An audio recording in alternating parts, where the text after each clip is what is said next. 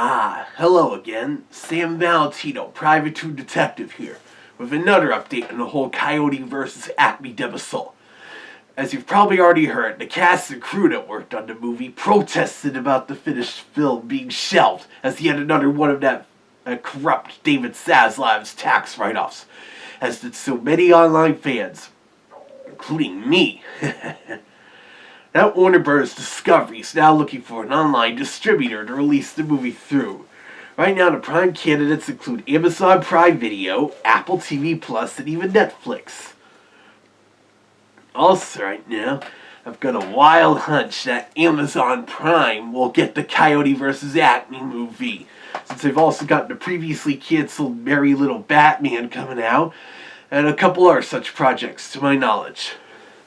But this is still great news for Looney Tunes fans. We spoke, and they listened. We've had enough of Warner Bros. Discovery undermining the value of the Looney Tunes. And it's not just the fallout and the failure of Looney Tunes Back in Action, which came out 20 years ago now, but even in the 1950s, and especially the 1960s, Warner was kind of like that. Anyways, Wile E. Coyote still can't make it here, as he's also joining the others and trying to get an online service to pick up this movie. And with all these tax write-off cancellations, it's finally coming to bite Warner Brothers in the butt, as the Justice Department and Federal Trade Commission are going to look into all of this, seeing if it's violating antitrust guidelines.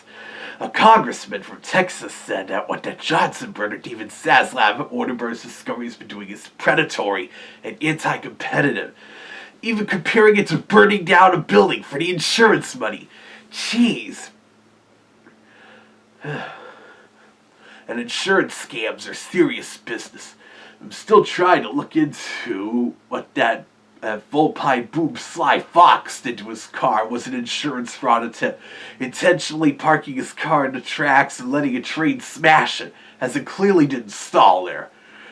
And there's also still no word on the DC movie Batgirl, which cost $90 million to make, and the Scoob Holiday Haunt special, as those were not finished yet when they got shelved, compared to Coyote vs. ACME. It's kind of like what happened to Scooby-Doo and Crypto 2, as I already brought up in the last video about this. But I guess that's about it for now. I'm glad they're doing something now about all those cancellations and tax write-offs, but there's still a lot more damage that needs to be fixed. Despite Warner claiming the Max streaming service would appeal more to kids and families than its predecessor HBO Max did, it still has a lot less kids content now than it did a couple years ago.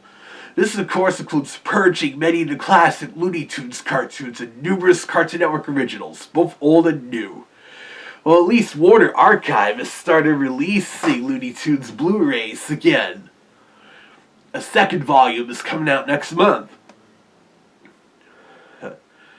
Though to be fair, this particular volume even has a few newly restored shorts that weren't on Max, but that's still like only like 75% of the cartoons now on physical media. As what was on HBO Max, there's a good selection of cartoons that have yet to see a DVD or Blu-ray release.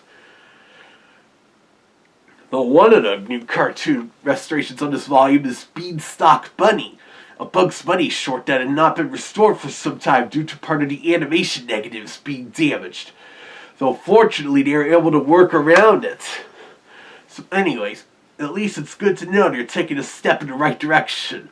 And this could eventually end that corrupt Zaslav's misdeeds that are killing the legacy of the 100-year-old movie studio. And as always, keep watching this YouTube channel to see whatever comes up next.